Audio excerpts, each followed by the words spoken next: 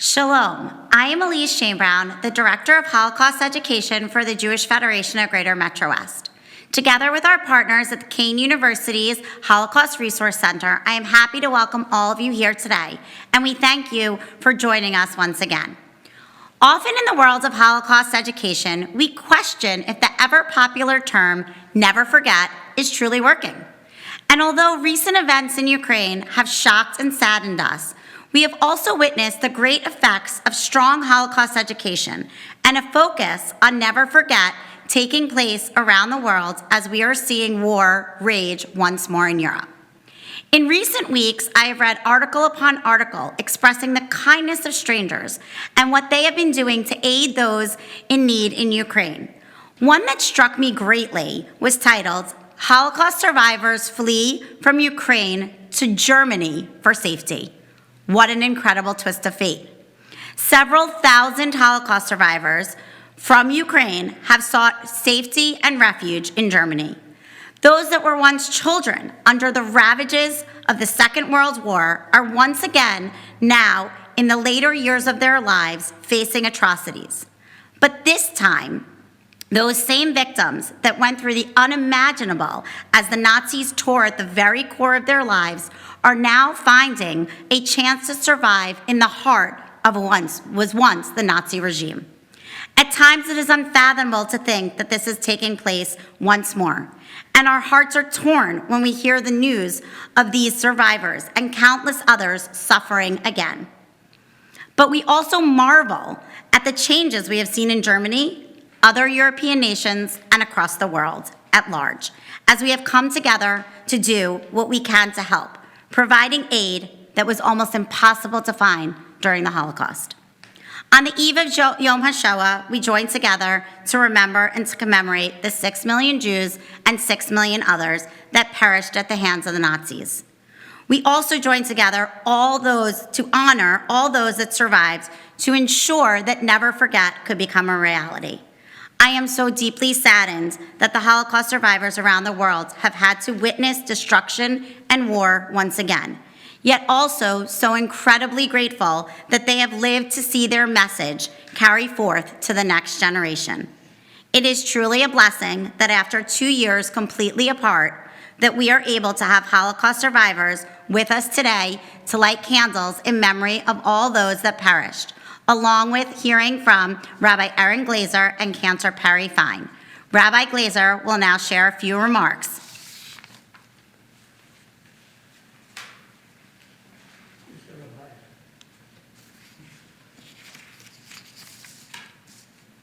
I'm Rabbi Aaron Glazer from Temple Sinai in Summit. As we commemorate Yom HaShoah this year, it is impossible to do so without calling to mind all that is happening in the world around us. The images of refugees from Ukraine streaming across the borders of Europe with no more than a bag or a suitcase in their hands. Pictures of women and children forced to leave their homes because of war, separated from their families, desperate, unsure of the future. These stories remind us of our own people's history.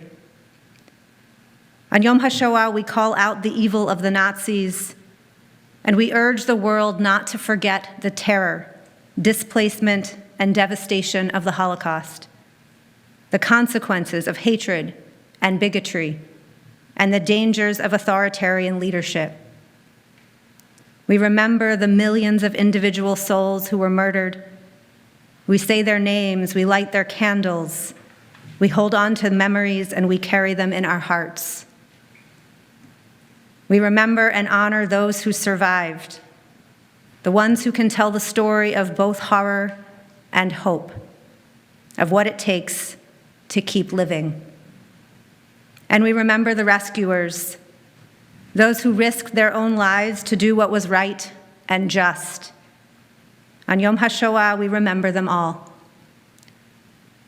As Elie Wiesel taught in his 1986 Nobel Peace Prize lecture, it is memory that will save humanity. He continued, "Let us remember Job, who, having lost everything, his children, his friends, his possessions, and even his argument with God, still found the strength to begin again, to rebuild his life. Job was determined not to repudiate the creation, however imperfect, that God had entrusted to him. Wiesel says, Job, our ancestor, Job, our contemporary, his ordeal concerns all humanity. Did he ever lose his faith?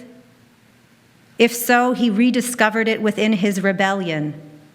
He demonstrated that faith is essential to rebellion and that hope is possible beyond despair. The source of his hope was memory, as it must be ours. We remember our own people's story, and those memories compel us to actively engage in the story of all humanity. Together, good people of conscience can make a difference now as in the past. Together, we can ensure that hope is possible beyond despair. The source of our hope is memory, and so on Yom HaShoah, we remember.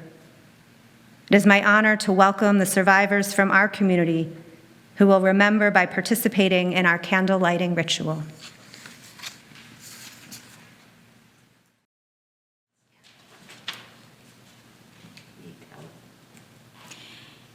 Edith Farbman.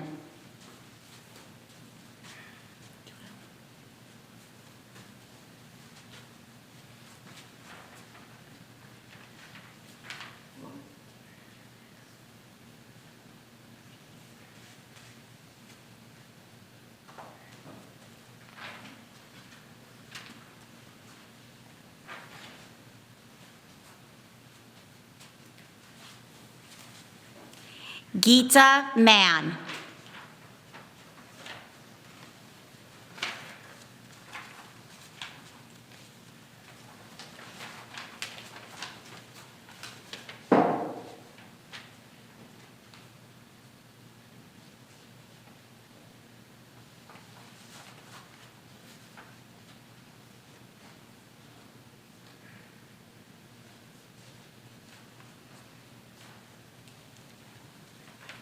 Hannah Wexler.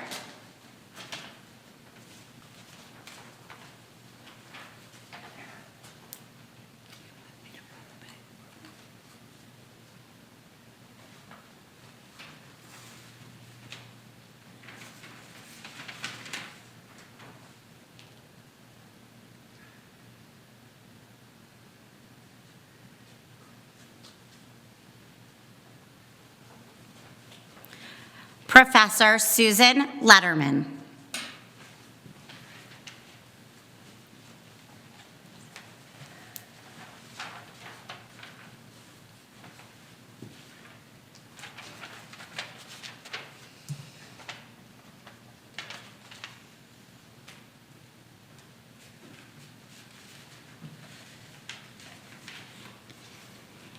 Janice Coven.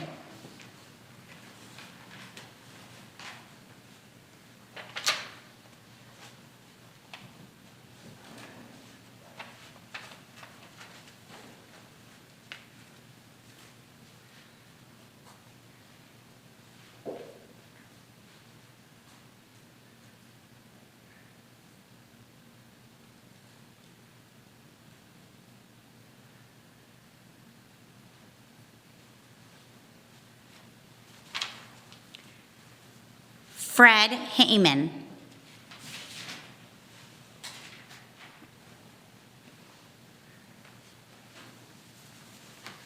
Want to say something, okay?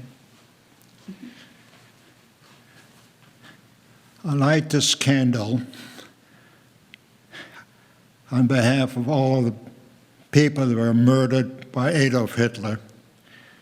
I was born in Berlin and survived the Holocaust in Berlin.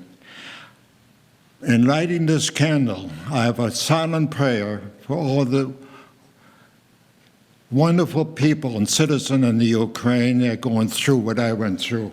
Okay? Thank you.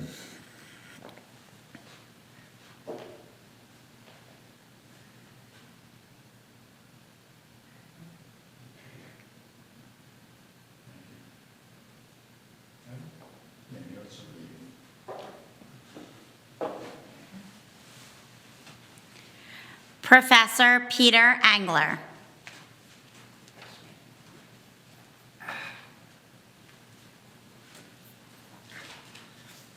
Thank you.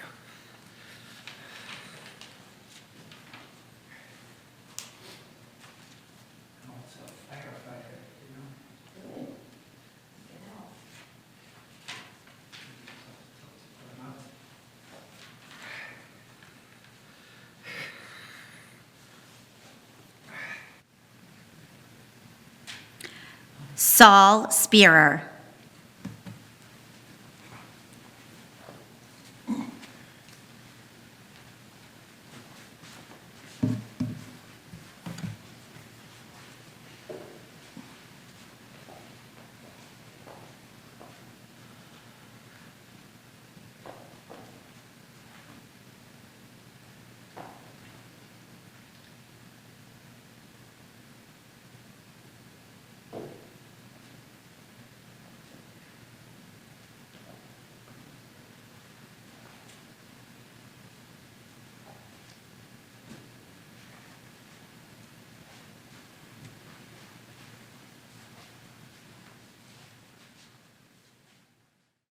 Thank you all so much for being here and joining with us today to light these candles. It is now my honor to introduce Cantor Perry Fine.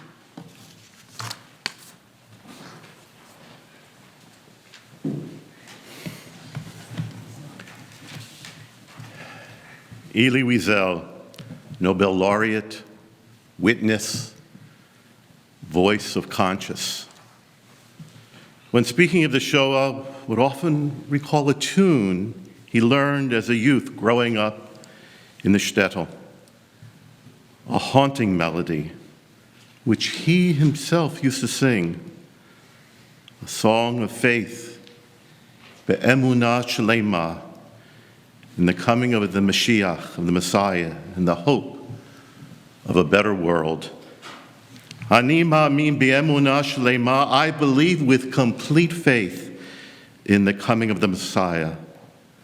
And though he may tarry, nonetheless, I wait daily for his coming.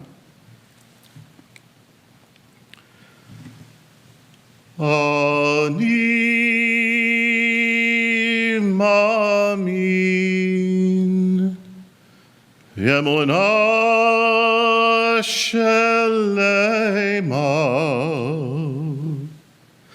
b'vias HaMashiach. Ani ma'amin be'emunah shlema b'vias HaMashiach. Ani ma'amin be'emunah shlema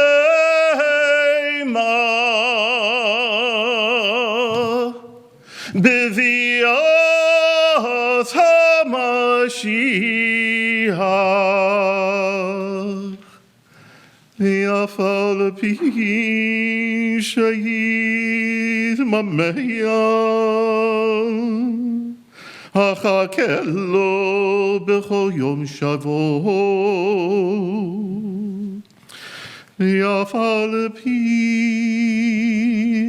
shayit mameya achake lo b'chol yom sheyavot. Ani ma'amin be'emunah shlema b'vias HaMashiach. Ani ma'amin be'emunah shlema b'vias Mashiach.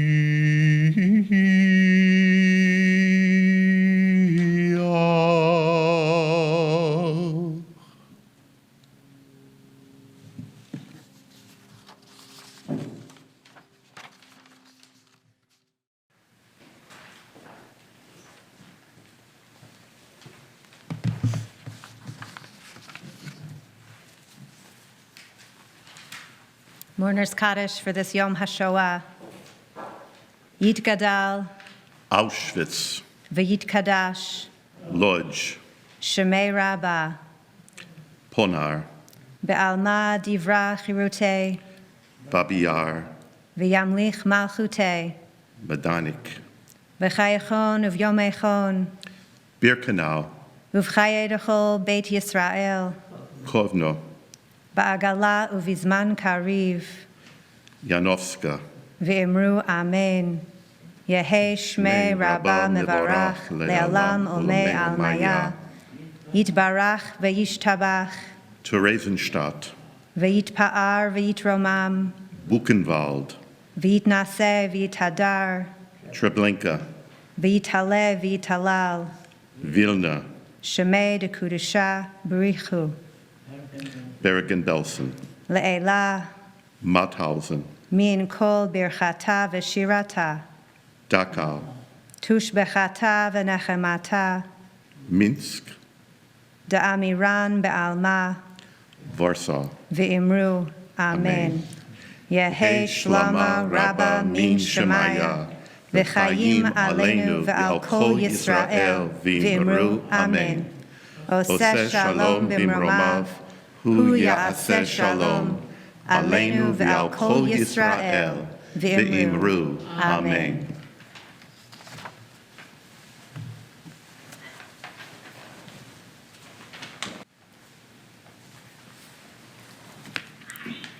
Shalom. My name is Adara Goldberg, and I am the director of the Holocaust Resource Center of Kane University. It is a distinct honor to commemorate Yom HaShoah with all of you, with our partners here at Federation, but most importantly, the members of our Holocaust survivor community. 2 years ago, if I could imagine this moment and that we would all be together again, I don't know if it would have been seen. And witnessing our survivors here today, lighting candles in person as a community, is something I will never forget. As a historian and educator, I'm often asked why we do the things that we do. And I think it's important that we understand the history behind Yom HaShoah. In 1959, Israel's parliament established the Martyrs and Heroes Remembrance Day law. This law, known today as Yom HaShoah, formalized the annual commemorations that were already happening for the Shoah. This became a day to remember the terror wrought by the Nazis and their collaborators against our people, and to honor the heroic efforts of European Jewry who sought to fight back against their tormentors through acts of resistance, despite the overwhelming odds against them. The law paid tribute to those whose lives were dramatically cut short because they had committed the ultimate crime of being Jewish, while honoring those survivors who bravely rebuilt their lives in new lands around the world. 69 years after the establishment of Yom HaShoah, 63 years after the establishment of the Yom HaShoah law, and 79 years after the Warsaw Ghetto Uprising, the impetus for education and remembrance is more important than ever before. But our landscape has changed. Survivors, whose eyewitness accounts form the backbone of Holocaust education for decades, are declining in numbers rapidly. For so many years, these men and women courageously advocated for Holocaust mandates, formed resource centers, gave their testimonies, and organized our community commemorations. They are irreplaceable, and it is our collective obligation to responsibly and accurately transmit their narratives to future generations. We must carry the torch. Another challenge facing us today is the rise in anti-Semitism. Our students deserve to learn about the history of anti-Semitism, the history of the Holocaust, and what it means to us today. They deserve to know the meaning behind the hateful and frightening symbols that appear in their schools and parks, and it is our responsibility to teach them. And lastly, we are facing the social disease of Holocaust revisionism and denial. And it is more imperative than ever before that we continue to battle misinformation and ignorance with the truth, and to empower everyone in our communities with the knowledge and the confidence to necessarily combat anti-Semitism, bias, and hateful speech. These youth are our futures, and we are here to empower them and make the world a better place than it once was. I invite all of you joining us tonight to come together with us in this act of conscientious remembrance and education. Let us honor the legacy of those survivors who lit the candles tonight by actively listening to their stories, beginning with this evening's discussion that you will soon hear with Ma Dame and Agrin Stepik. Thank you very much. Thank you.